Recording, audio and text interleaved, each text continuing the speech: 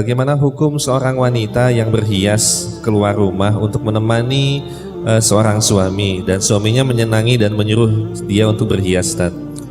Memang sebagian suami bangga kalau orang-orang tahu istrinya cantik ya. Dia bangga, dia senang ya. Apalagi dilihat sama teman-teman cowoknya ya. Ini sebenarnya dayuth, ada diathah di sini. Bagaimana istrinya dinikmati oleh laki-laki lain ya.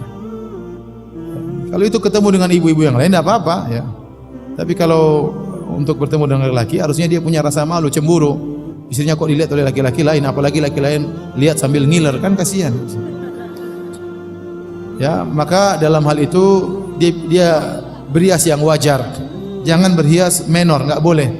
Sekedarnya aja, bedak sekedarnya, kemudian lipstik sekedarnya, sekedar untuk menghilangkan, tidak boleh kemudian jadikan merah-merah, enggak boleh. Bilang, "Mas, saya berhias untuk kamu, Mas."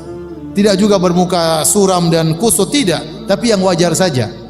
Ya, sekedar untuk wajah biasa-biasa saja supaya tidak terlihat kusut dan suram.